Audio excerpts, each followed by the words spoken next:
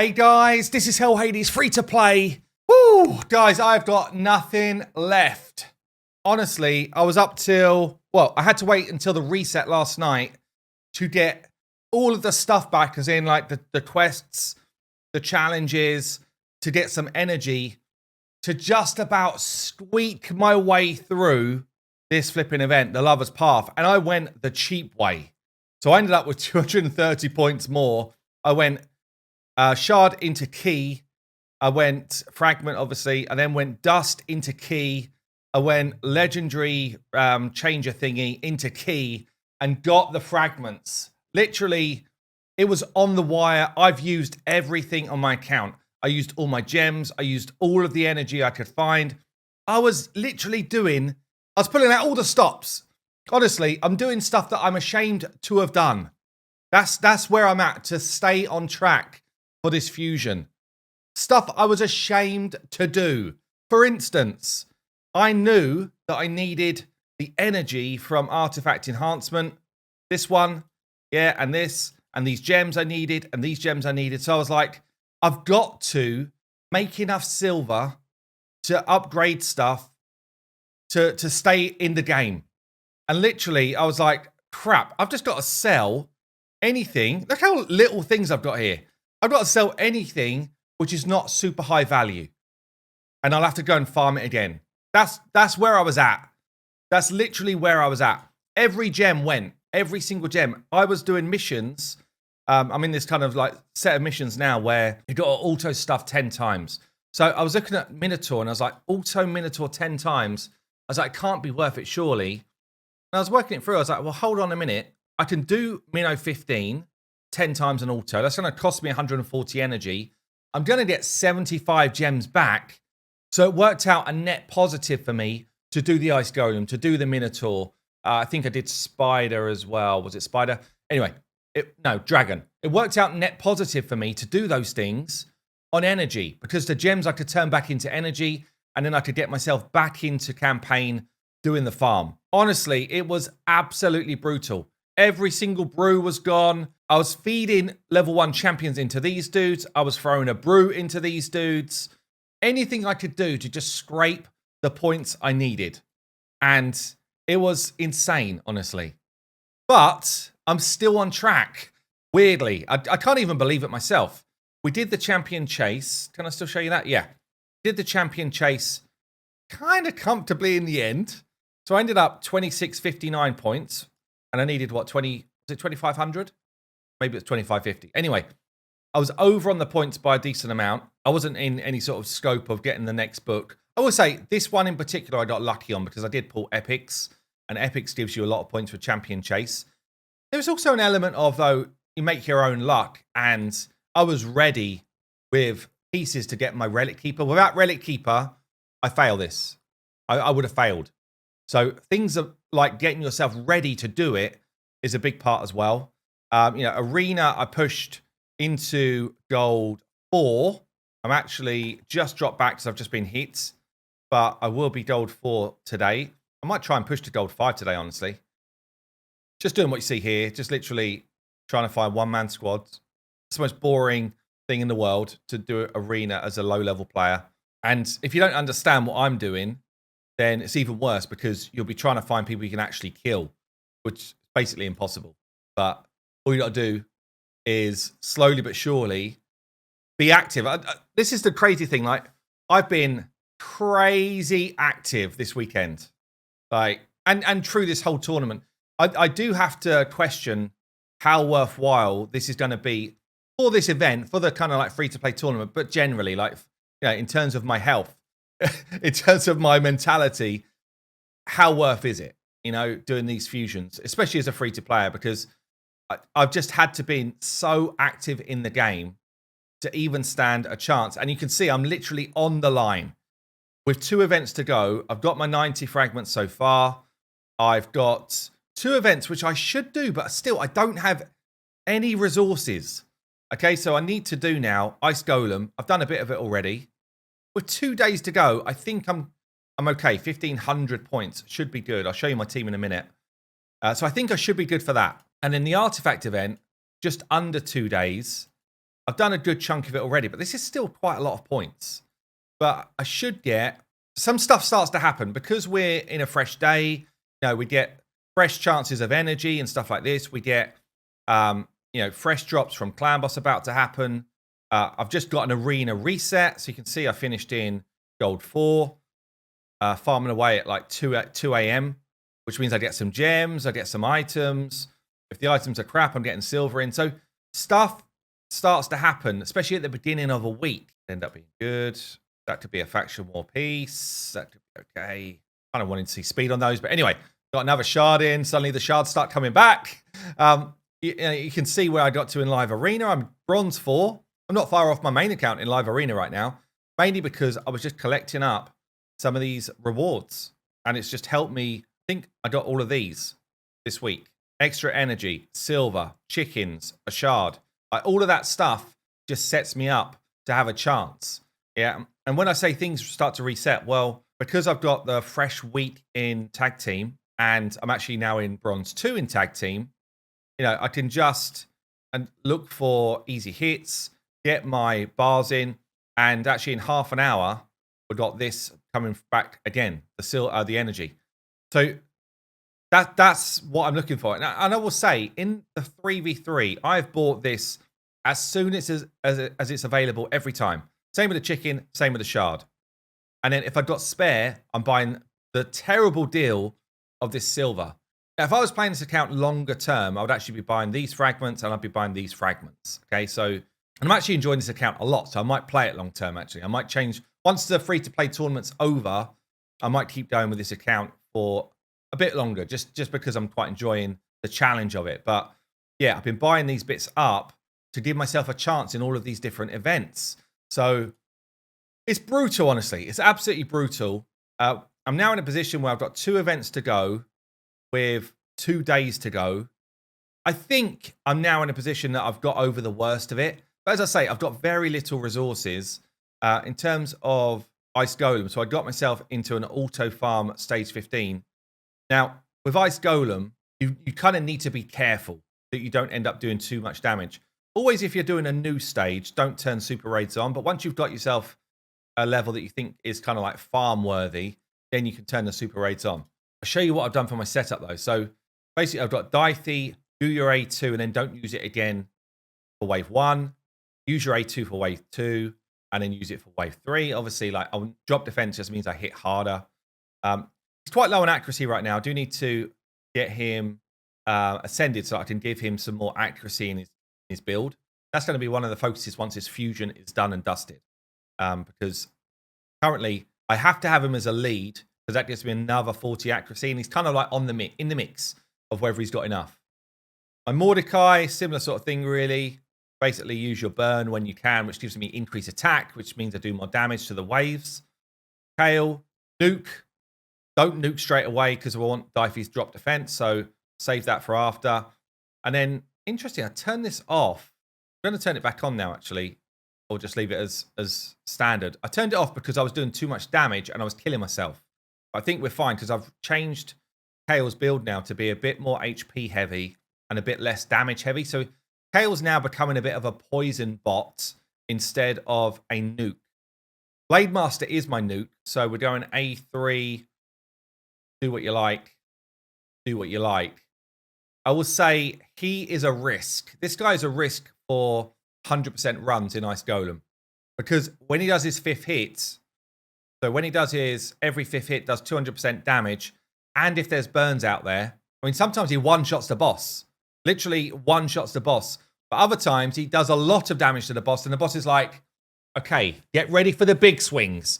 And the boss starts swinging at you, and it's deadly. So that's something to watch out for. But the biggest reason why I'm confident about doing Ice Golem now is this lady here, the Golden Reaper. So she's bringing my speed for me. I'm saying don't use your A2 on the second wave because I need it for the boss. You see I've got it with good accuracy. 276 speed now. 276. Pretty fast. 191 accuracy. And then hopefully stay alive. That decreased attack that she does on an AoE is pretty much the reason that I'm able to do this. Now, it's not 100%, which is why I can still be risky. See here, 50% chance, booked up to 75% chance. So still a 1 in 4 that she doesn't land it on that boss, which is a nightmare. I kind of need to get Sniper on as well, which would give me another 5%. But still, it's not guaranteed, which is a bit of a problem. And you'll see in terms of my stuff, I'm basically trying to load up defensive stats where I can, yeah, HP or defense, so that I can build enough accuracy to do what I want whilst being quick.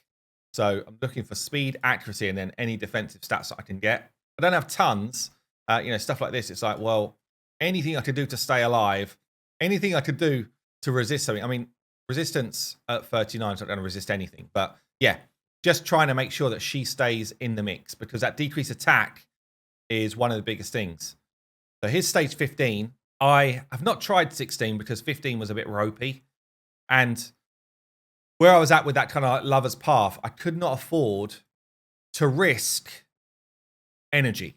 Like I just could not afford to be risking energy on runs. So, and even as it is, this is, here we go. Drop defense is out. I was going to say this looks a bit ropey, but there's the nuke and we're good. So onto the boss. The decrease attacks on. Most important debuff that you can land on the boss, because now he's dead. If you didn't know this already, every ad that's alive when he does his hits is going to hit you for, or he's going to ignore 50% of your defense. That's why the AI targets the side ads straight away. So when he does his big swing, if both ads are down like they are right now, then he's not ignoring any of our defense. But if the ads are alive like they are now and he did a big swing, and this is where Rathalos can be dangerous like that, if those ads were still alive, he would be ignoring 100% of our defense. So that's just a watch out. I've actually done it quite comfortably. So I would be comfortable to turn this on as an auto. The only danger is if Golden Reaper does not land her decreased attack. I mean, 16 is a good affinity for me because it's neutral. 16 is quite an optimal farm place to be for energy. So you have these kind of breakpoints. You've got like 11 is the end of the 12 costs. And you can't kind of, this is a good place to farm if you can't go higher. I'd say 13's then the next good one because you get better drop rates. But then 16 is a good one. I'm going to try it just with 14 energy. This could be a mistake. The setup should be the same. The challenge is actually the waves are a bit harder. The waves are quite a bit tougher. But I think my builds are now pretty solid to deal with waves. And someone like Dythe, I'm relying on a bit of an RNG play. You never know when he's going to get that kind of like lucky drop defense back early, or where he's going to get extra returns and stuff. But yeah, we've got 2 nukes, so the waves get nuked down pretty easy. The boss I'm a bit worried about. Do we land a decreased attack? We do. Okay. Obviously more chances of resistances because their resistances go up as you go up levels. Everyone's dead. I'm worried about this hit. Oh, it's big, but it's not a one-shot. If that was the level before, that would have been a one-shot right there. But 16 actually down pretty damn easy. Pretty easy. I mean, it's possible I could go further, but this is, again, it's an energy jump. The affinity is bad for me because a lot of my dudes are force. So I don't want to risk it. But anyway, so I'm going to be farming up Ice Golem now. We're going to be trying to get some silver along the way. And every single time we've got that kind of like 15-minute refresh, I'm back in there. I'm literally back in there.